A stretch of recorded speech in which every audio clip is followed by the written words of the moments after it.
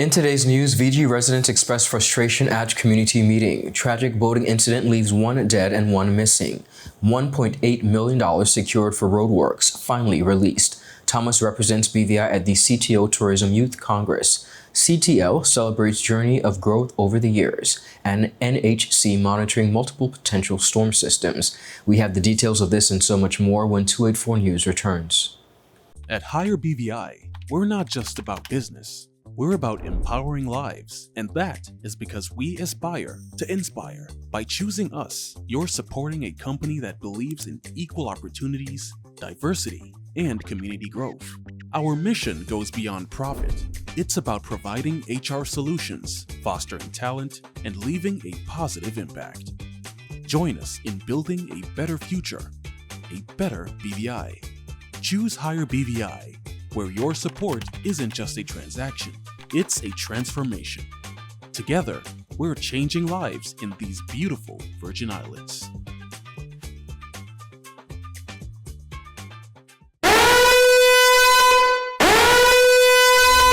Orange alert! Orange alert! Fire is spreading across the BVI. The fastest, most reliable, and affordable fiber internet service is here for you. Look out for fire in these new locations: Slaney, Duff Bottom, Manual Reef, Seacows Bay, Albion, Hannah's, Palestina, Pleasant Valley, and Havers.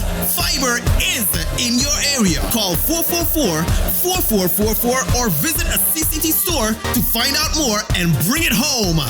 More locations coming soon.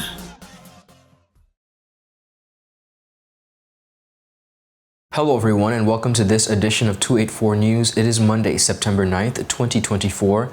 I'm Ron Grant, bringing you the very latest out of Tortola in the Virgin Islands. A happy Monday is wished to each and every one of you. Thank you so much for joining us. Before we get into our newscast, I want to take this opportunity to wish our students and teachers all across the Virgin Islands the very best as school officially begins today, September 9th. Beginning our newscast, residents of Virgin Gorda voiced their frustrations at the island's community meeting on Saturday, September 7th, regarding the ongoing healthcare challenges plaguing the sister island. Our Kamal Haynes has the story. Several top executives from within the Ministry of Health and Social Development and the BVI Health Services Authority were in attendance. The meeting came on the heels of the tragic passing of Mr. Ravovian Bucky Sprov, who sought care at the Nurse Iris O'Neill Clinic outside of his adjusted operation hours but passed away before medical care could be administered. Resident Charlene Henderson recounted Sprov's final moments and highlighted several inadequacies from the night of the incident, which she believes should not have occurred. This included the absence of signage displaying an emergency number and what she termed to be a poorly trained security official. Henderson urged the officials to address these issues to prevent a similar occurrence in the future. Not in 2024, going on 2025, having a situation like what those of us that live here, you all go back to Tortola tonight. Those of us that are members of this community, if we get sick at night, we got to depend on Speedy's, the George's family, or like a Elton that we know to get us off island. And when they went to the clinic, the security guard met them and said it's closed. And in the olden days, before the new clinic was built, there was always a sign out on the doors at the old clinic with an emergency number. This new building, and I'm not trying to offend anybody, but we all walking this earth, and it's not about politics. It's about humanity. And the guard was not trained. There was no sign on the outside saying, this is the emergency number. In response, Dr. June Samuel, Acting Chief Executive Officer of the BVI Health Services Authority, acknowledged the concerns and assured residents that several corrections had been made following the unfortunate incident. As it relates to the incident, we hear you, okay? We also made sure to make some corrections. You mentioned the absence of the number on the door, okay? You mentioned the fact that the guard wasn't trained, which means no clinical person was there. that has been corrected. Okay. You mentioned about the emergency number. So I went through that earlier in terms of ensuring that everybody is aware of the emergency number and that all persons respond to the emergency number when it is called. Minister for Health and Social Development Honorable Vincent Wheatley addressed the delays in advancing healthcare infrastructure, attributing them to the government's focus on implementing the Commission of Inquiry reforms. Wheatley explained that although funds had been budgeted for healthcare improvements, the COI deadlines shifted priorities. The plans we've had have been on the books for a while. In fact, the talk about healthcare has been around for a while. And I tell them, I'm not kicking a can down the road. I'm going to take the bull by the horns in terms of bringing about the much needed things. We do have money in the budget to actually do the things that need to be done. You raise the point of the COI, and unfortunately, we are a bit hamstrung by the COI, but currently we are at the tail end of that. We left the house last night, 10 minutes to 11, trying to get past so we can focus on the things for the people of this country. I'm not making excuses because I'm not very good at making excuses. We are about to do what we need to do. Again, for the last year and a half, we have been laboring with COI. The last 3 months have been intensive, and that's a fact. Ingrid Sprawl, Revovian's sister, expressed disappointment that no member of the sitting government had reached out to the family following the incident. She also questioned Wheatley on what his government was willing to do to support the grieving family. Wheatley responded by pointing to the assistance available through the Ministry of Social Development and the Social Security Board for grieving families. In terms of government assistance to grieving families, through social development, we provide funding, and also through Social Security. With Social Security, the amount I think is $3,000, and with social development, it is, I think, $2,500 max. This is usually handled through the funeral homes. They normally do a package for you. Reporting for 284 News, I am Kamal Haynes. A boating tragedy unfolded late Thursday night, September 5th, as a vessel traveling from Jost Van Dyke began taking in water, leading to the death of a young woman and continued search for a missing man. The Royal Virgin Islands Police Force reported that a distress call was placed at around 10 p.m. by a male passenger aboard a troubled vessel. The boat had encountered difficulties and was rapidly taking on water. In response to a coordinated rescue operation was swiftly launched by the Royal Virgin Islands Police Force Marine Unit as well as the Virgin Islands Search and Rescue. During the search, rescue teams discovered the partially submerged vessel. Tragically, the body of a young woman was found near the scene. Despite exhaustive efforts, the male individual who made the distress call remains still missing. The vessel and the deceased were transported to the Virgin Islands Law Enforcement Marine Base, where the young woman was officially pronounced dead. Authorities have not yet released her identity. Search operations continue within the area for the missing individual, with the Royal Virgin Islands Police Force calling on anyone with information related to the incident to contact the Marine Unit at 368-9349 or 368-9462. The police have assured the public that all tips and information will be treated with the utmost of confidentiality. Up next, viewers, we have much more on the local scene. We'll be right back after a quick commercial break.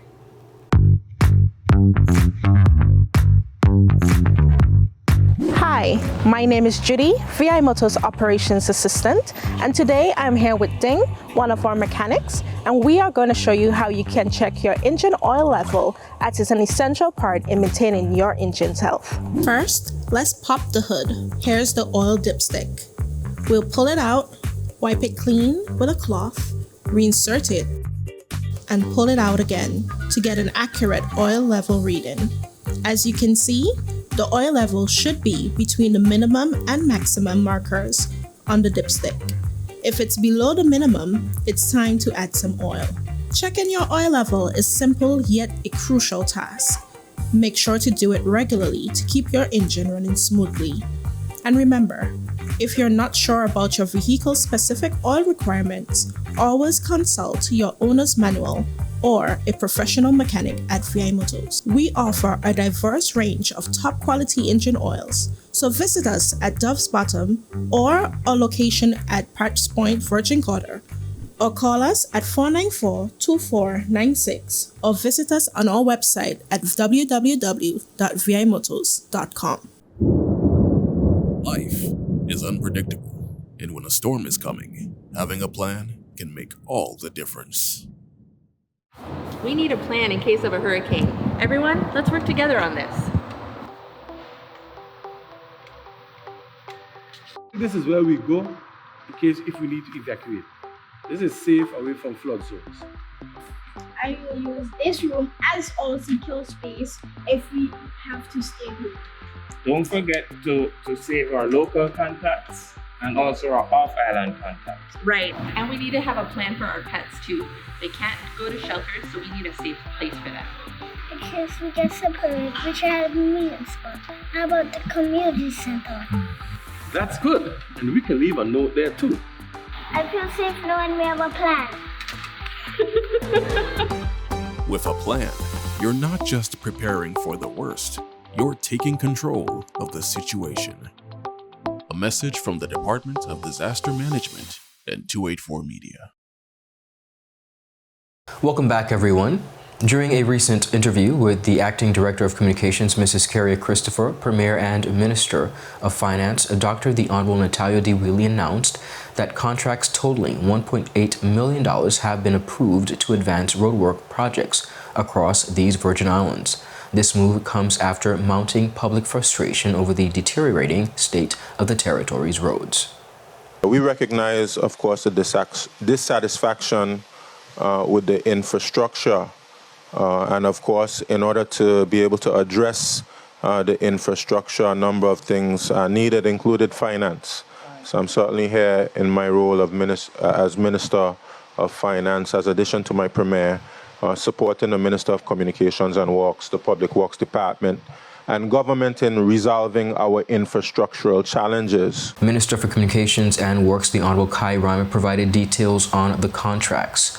Premier Wheatley acknowledged the concerns of residents expressing empathy for the delays in road repairs.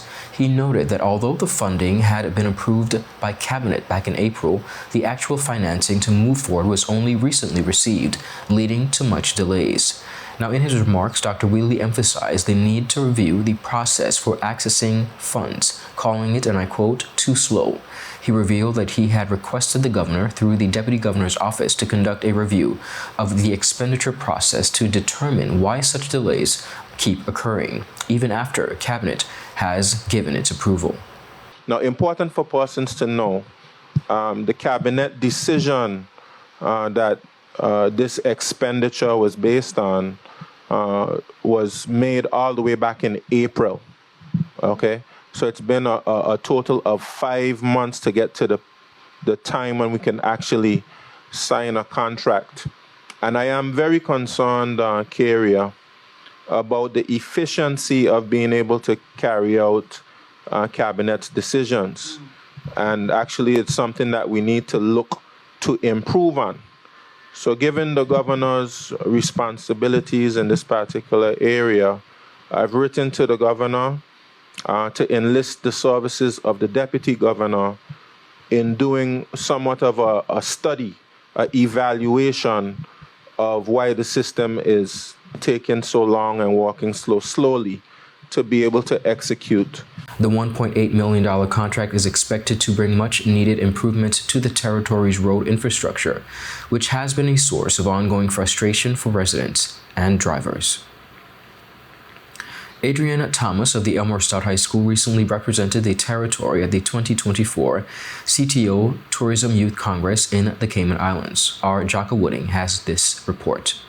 Adrian Thomas, the British Virgin Islands Junior Ambassador for Tourism, recently participated in the 2024 CTO Tourism Youth Congress held in the Cayman Islands. As the Junior Minister for Tourism for the British Virgin Islands, Thomas competed against similar title holders from across CTO's membership. This follows the success of her schoolmate from the Elmore Stout High School, Naomi Onwufuju, who took home the regional title for the BVI last year. This year, Onwufuju returned as the head of the discussion, serving as chairman of the junior ministers. I would like to welcome my fellow junior ministers of tourism to this very important meeting.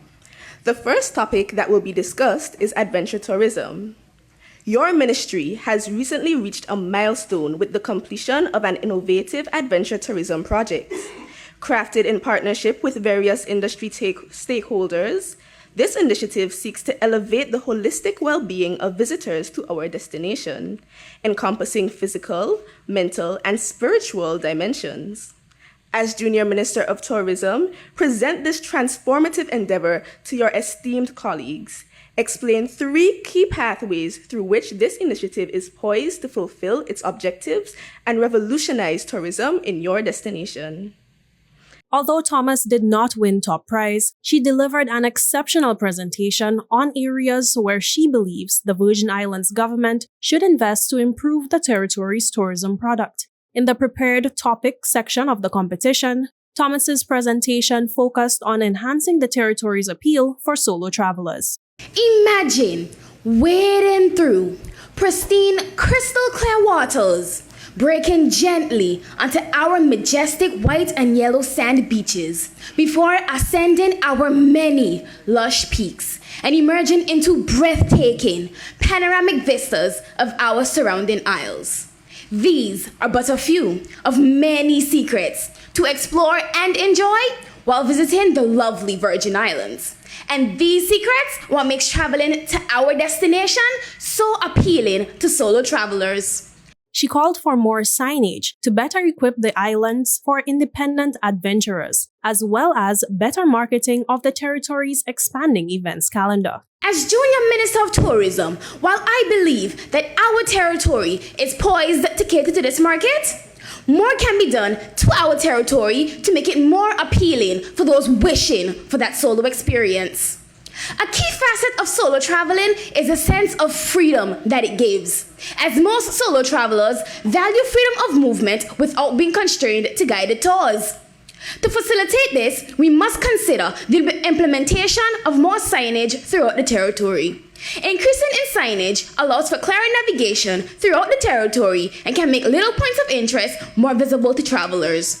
Furthermore, we need to make a return to publicizing all our current and upcoming events. Previously, a monthly publication known as the Lyman Times was made freely available and contained every event that was happening throughout the Virgin Islands for the month. This is an excellent initiative for solo travelers because it takes much of the guesswork out of a visit, especially if it's an impromptu, unplanned trip that most solo travelers often commit themselves to. Towards the end of her presentation, Thomas stumbled slightly while delivering her final point, which called for an affordable and reliable public transportation system. Another key facet of solo travel is budgeting, maximizing the experience for money spent. To this end, we must return to, we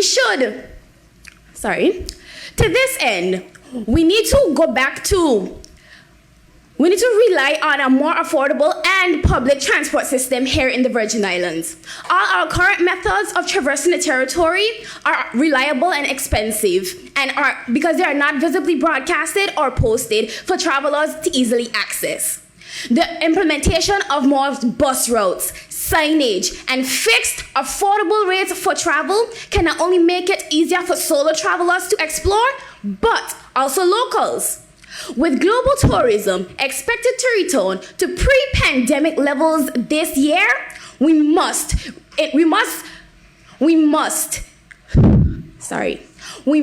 invest in our infrastructure to create a more diverse brand of traveler today. Thank you. In the mystery topic segment, the junior ministers were asked what gem in your country could benefit from promotion on social media. Thomas chose to highlight Conch Island. The Virgin Islands is made up of over 50 islands, islets, and keys, and among them is our little gem off the coast of Anegada, a conch shell island. And I will give you a little history on that said island. Once you visit the island of Anegada, tourists and locals alike can pick up a conch shell and make a little wish on it and place it on the island. It is said that the wish will come true. And I feel that this should shown to the world, because due to the fact of how large the island is, you can see how much people actually believe in that. Even though it might not come true, the fact that they still believe that it could, they even tried it. So I feel that the world should experience what the Virgin Islanders get to do every day. Thank you. This year, top prize went to Junior Minister for Nevis, Kiana Warner. Jaka Wooding, 284 News. Up next, viewers, we have much more coming right up on the local scene. At Partners for Kids, your child's health and happiness are at the heart of everything we do. We've been the trusted medical home for children and adolescents up to 18 years old. And now, we are excited to welcome a new member to our family of healthcare professionals. Introducing Dr. Aisha Maxwell, our new family practitioner. Dr. Maxwell brings a wealth of experience and deep passion for pediatric and adult care, ready to join our team in providing first-rate health services to your family. At Partners for Kids, we believe in a collaborative approach to healthcare. With partners in occupational therapy and clinical psychology, Partners for Kids, where caring is just the beginning. Visit us at Road Reef Plaza, Tortola, open Monday to Friday, 8 a.m. to 5 p.m. Call us at 284-444-5437 or reach out at info@partnersforkids.com to learn more. There are many ways to enjoy life, like so many ways to count on Popular.